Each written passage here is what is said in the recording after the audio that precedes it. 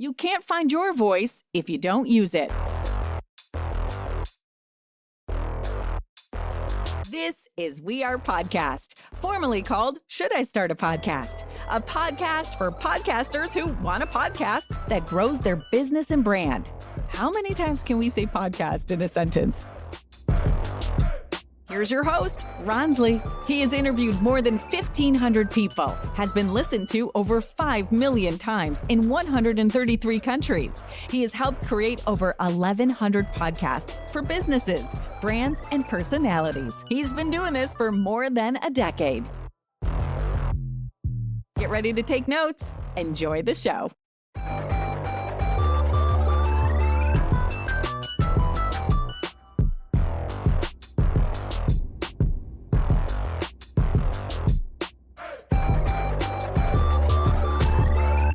Let me start with this part because I think it's important.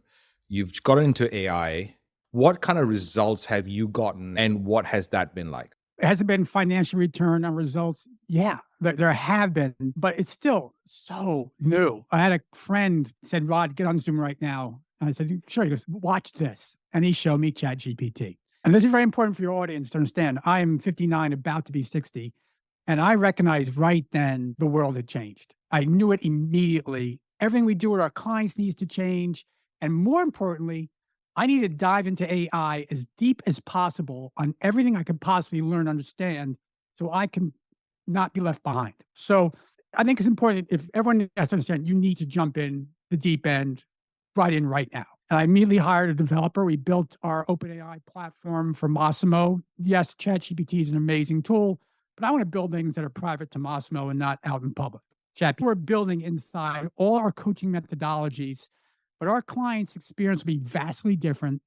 Instead of doing the work that we ask them to do, we'll do it for them. And we'll coach them and help them implement it in a faster pace and a better pace. Everything we work with is based on process, a marketing process, a prospecting process. And so I saw this immediately as an accelerant to everything we do. That was the one thing I saw right there. This is going to make things almost instantaneous. It's going to change everything as far as timing.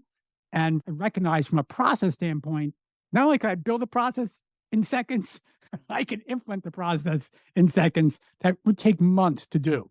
So to me, it was speed. It was pure speed. What are your clients saying now as a result of dipping their toe in AI? There's definitely those that don't believe yet. And they're saying, rightfully so in many ways, but the clients that have adapted and followed, they've already written me 2 weeks into program saying, oh my goodness, this changes everything. And the person that harnesses the power of AI, they don't even need the experience anymore. Just that competitive advantage to say, hey, this is what I could do for you. I'm curious to see or hear your thoughts on accuracy of return of what you're asking it to do.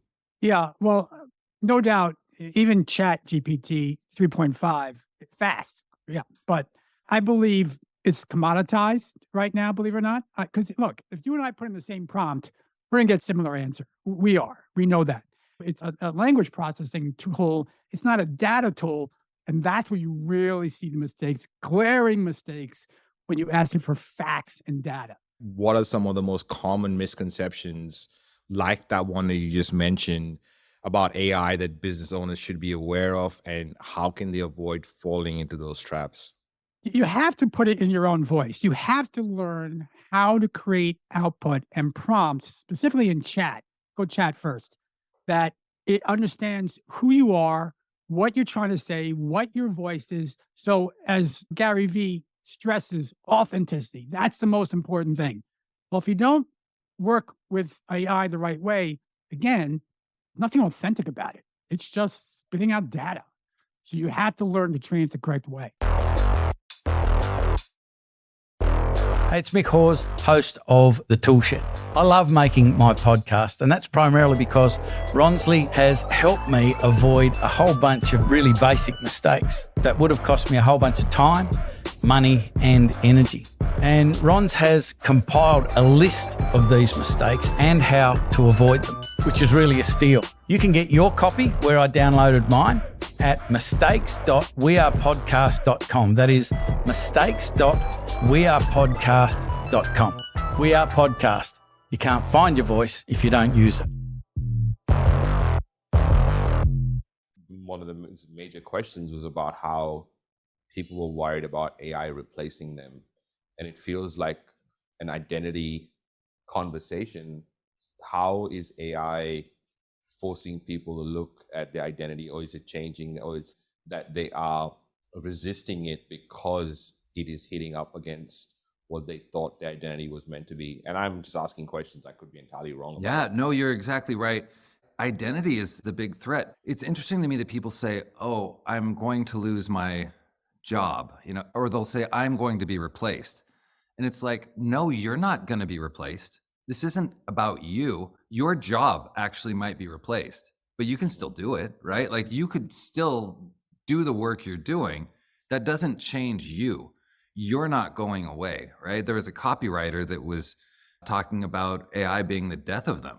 And they were talking about themselves being killed. And while they may have been saying it metaphorically, those words actually feel very true to people that know who I know myself to be is changing.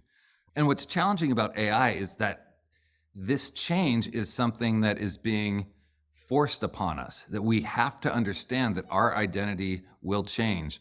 Our work is going to change. And when we identify ourselves by the work we do, then that feels like a loss of who we are.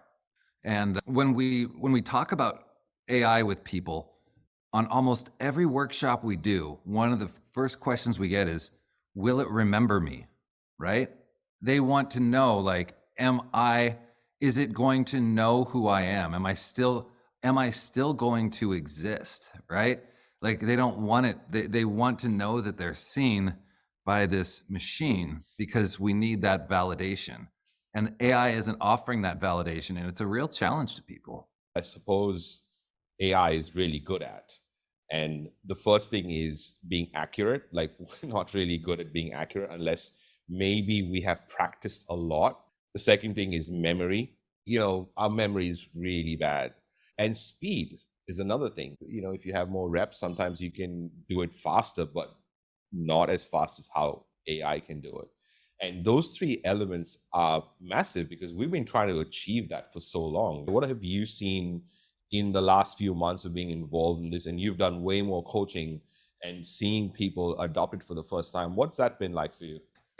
I think that this loss of identity is one of the surprises that come up for me. People are really struggling to hold on to the limitations that they've known. And so the solutions they're coming up with aren't based on what is possible. It's based on what has been challenging for them. We were talking about this a few weeks ago, I think, about how we are worried about the pace at which AI is going at and how quickly things are happening. And we've been talking a lot about, we've got to get onto this thing really quick because no one's doing it yet. And if we do it now, we'll be the first. And that's happening almost every single day. What are those three conversations that you think are important to have right now? I think the first one is, how do we manage the rate of change? This is as fast as things are going. I thought it was going to be enough for us to just master ChatGPT and ride that wave as long as it goes. And it's not a wave, and it's an explosion, and it's going in so many different directions, and there's so many opportunities. And how do we decide which of those is right for us? Great. That's number one. What's the other two? How do we preserve our identity? Yeah. How do we stay relevant and not give up who we know ourselves to be and still feel like we have our footing in the world? Fascinating. And the third one? I'm wondering, maybe it's how much is enough? What are things that business owners should look at from an AI perspective, like that come to mind? The thing that's the easiest for business owners to look at right now is content generation. It seems like it's the lowest hanging fruit that we can have any kind of text generated for us. And if we're careful and mindful of how we are training our AI assistants to speak, we can get them to sound like us, to actually represent us, so that we can have our voice in the industry that we're speaking in and feel good that it's simply amplifying us and not replacing us. And in fact, one of the business owners that I've talked to, who's an influential person in the coaching world, has said that 90% of all content is going to be AI generated within 5 years. And when the first time I heard that, that was a really alarming number when I was trying to think of, what does that mean for us, that only 10% of it is going to be human generated?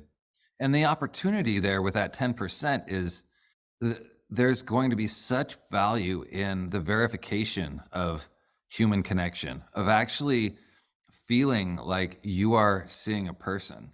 And that value of human connection is going to start to come at such a premium, because the discount that you get on having AI generate stuff is going to be so substantial to business that when you can look somebody in the eye and actually know that it's their real eye, it's going to be a comfort that we can know each other. So that human to human contact, all the interaction and the connection that we might take for granted now, is going to be worth more in the future for all business owners.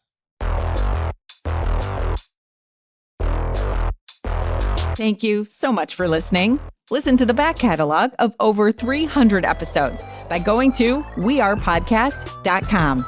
If you're looking for something specific, let the We Are Podcast team point you in the right direction. Send us an email on podcast@wearepodcast.com. Also, if you know a business owner who has a podcast, ask them to listen. Share an episode with them. The conversations here are going to save them lots of trial, error, time, and money. Until next week, much love.